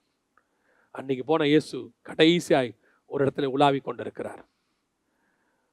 வெளிப்படுத்தின விசேஷம் 2ஆம் அதிகாரம் 1ஆம் வசனம் சொல்லுகிறது, 7 பொன் குத்து விளக்குகளின் மத்தியில் உலாவுகிறவர் சொல்லுகிறதாவது. இப்போ கர்த்தர் நம் மத்தியில் உலாவி கொண்டிருக்கிறார். ஆதியாகமத்தில் தோட்டத்தில் அந்த நடுவில் நன்மை தீமை அறித்தக்க கனியை அங்கே அவங்க புசிச்ச உடனே விரட்டி விட்ட ஆண்டவர். திருப்பி அங்கே போனார். அங்கே போனால் கண்ணுக்குட்டி வந்துருச்சு. அவங்க வீட்டில் நடுவில் வந்துட்டார். இஸ்ரவேலுக்குள்ளே போனார். அங்கே போனால் பிசாசு ஆட்களை ஏவி விட்டு சத்தியத்துக்கு செவிசாக்காமல் போன உடனே கீழே தள்ள பார்த்தாங்க. அங்கேருந்து விலகி இப்போ நம்ம கிட்ட இருக்கிறார். இப்போ நான் ஒரு விஷயம் நான் சொல்லிட்டு முடிக்கிறேன். அதே நன்மை தீமை அறித்த கனி இன்னைக்கும் சபைக்குள்ள இருக்கிறார். அதே பொண்ணு கண்ணுக்குட்டி இன்னைக்கும் இருக்கு. மலை மேலேருந்து கீழே தள்ளி சாகடிக்கிற கூட்டம் இன்னைக்கும் சபைக்குள்ள இருக்கு. இன்னைக்கும் உங்க மத்தியில் இருக்கு. நீங்க ஜீவ விருட்சத்தை சாப்பிட போனா உங்களை நன்மை தீமை அறித்த கனி சாப்பிட வைக்கிறதுக்கு அப்படியே டைவர்ட் பண்றதுக்கு பிசாசு ரெடியா இருக்கான். இன்னைக்கும் ஊழியத்தின் பாதையா இருக்கட்டும், ஆவிக்குரிய வாழ்க்கையா இருக்கட்டும், பார்வைக்கு இன்பமா புசிப்புக்கு ஏற்பா பக்கத்துலேயே இருக்கும். இந்த பார்வைக்கு இன்பம் புசிப்புக்கு ஏற்றதுன்னு நினச்சிங்க, சார் இவங்க நம்ம கூட ஊழியத்தில் இருந்தால் நல்லா இருந்திருக்குமே, இவங்களோட மினிஸ்ட்ரி பண்ணால் சூப்பராக இருந்திருக்குமே, இவங்க மட்டும் நம்ம கூட இல்லாமல் போயிட்டாங்களேன்ற தாட்டு வந்துச்சு, தொலைஞ்சிட்டேன்னு அர்த்தம். உனக்கு ஒன்று கர்த்தர் கொடுத்தாரா, அது பார்வைக்கு இன்பமாக இருக்காது. ஆனால் அது கூடவே இரு. அது சில நேரத்தில் முள்ளும் குறுக்குமா கூட இருக்கும், இருங்க. சிலருக்கு என்னன்னா, இல்லை ஊழியத்துக்கு இவங்க ஒத்தே வர மாட்டேங்கிறான், இருங்க. அது ஜீவ விருட்சம் கடைசியாக உனக்கு நித்திய ஜீவனை கொடுத்துரும். அதான், வேற வழி கிடையாது. அடுத்து சில நேரத்தில் உங்களை அறியாமலேயே கர்த்தருக்கு பண்டிகைன்னு கண்ணுக்குட்டி உள்ள வந்துடும், சபைக்குள்ள வந்துடும், கள்ளோபதேசம் வந்துடும், யாராவது கொண்டாந்துருவாங்க. Very careful. அது மோசேக்கு ஆல்டர்னேட் இல்லை, தேவனுக்கு ஆல்டர்னேட். நம்ம நினச்சிட்டு இருப்போம் அது மோசேக்கு ஆல்டர்னேட்டுன்னு. இல்லை, தேவனுக்கு ஆல்டர்னேட். தட்டி விட்டணும், இல்லை தேவன் தூரம் போயிடுவார், சபை விட்டு ரொம்ப தூரம் போயிடுவார். கடைசியாய் நீ சத்தியம் பேசு. சத்தியம் பேசுவதனால உனக்கு விரோதமாய் ஒரு கூட்டம் எழும்பும், உன்னை கொலை செய்ய பார்க்கும், உன்னை மேலிருந்து கீழே தள்ள பார்க்கும். ஆனால் ஒன்று மட்டும் நிச்சயம், ஒருவேளை தள்ளி கொன்றாலும் கூட நீ சத்தியத்துக்காக செத்த ஸ்தேவானாக தான் இருப்பாய். ஒருவேளை மறுதலித்தால் நீ தேமாவாய் மாறி போவாய். கர்த்தர் நம் நடுவில் உலாவி கொண்டிருக்கிறார். எல்லாம் நம்ம கிட்ட தான் இருக்கு. எதை புசிக்க போறோங்கிறது நம்ம கையில் இருக்கு. நம்ம ஜெபம் பண்ண போறோம். சர்வ வல்லமையுள்ள எங்கள் தகப்பனே, எங்கள் கண்களுக்கு முன்பாக தேவனாகிய கர்த்தர் வைத்திருக்கிறதான ஜீவ விருட்சத்திற்காக உமக்கு நன்றி.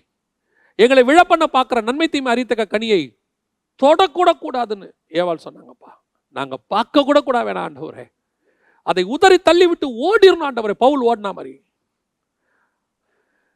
எங்களுக்கு தெரியாமலேயே கண்ணுக்குட்டி எங்களுக்குள்ள வந்துடக்கூடாது. எங்க சபைக்குள்ள எங்களுக்குள்ள வந்துடக்கூடாது.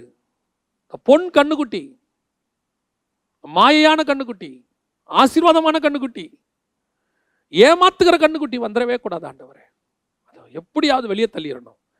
அது எங்க பாளையத்துக்குள்ள வந்துட்டா நீங்க பாளையத்தை விட்டு வெளியே போயிருவீங்கப்பா. எங்களுக்கு கண்ணுக்குட்டி வேணாம் ஆண்டவரே, நீங்க தான் வேணும். எங்களுக்கு பொன் கண்ணுக்குட்டி வேண்டாம், நாங்கள் கண்களால் காணாத தேவன் எங்களுக்கு வேண்டும். அந்த கண்ணுக்குட்டி வைக்கிற ஸ்தானம் எங்களுக்கு வேண்டாம், எங்க தேவன் இருக்கிற கிருபாசனம் எங்களுக்கு வேண்டும். அப்பதான்ப்பா நீங்க சொல்லுவீங்க, யாக்கோபே உன் கூடாரம் எவ்வளவு அழகா இருக்கிறது. கண்ணுக்குட்டி வெளியே போச்சுனா தான் எங்க கூடாரம் அழகா மாறும். எங்களுக்குள்ள உங்களுக்கு பிரியமில்லாத கண்ணுக்குட்டிகள் இருந்தா வெளியே போகட்டும் ஆண்டவரே. அது எவ்வளவு ஆசீர்வாதம் நாங்கள் நினைச்சாலும் அது எங்களுக்கு வேண்டாம். அதன் மூலமாக எங்களுக்கு எவ்வளவு ஆசீர்வாதங்கள் கிடைச்சாலும் எங்களுக்கு அது வேண்டாம். எங்களுக்கு தேவை நீங்க மட்டும்தான் ஆண்டவரே. கடைசியாய் நாங்கள் சத்தியத்தை பேசுகிறதுனால சத்ருவானால் பரவாயில்லப்பா.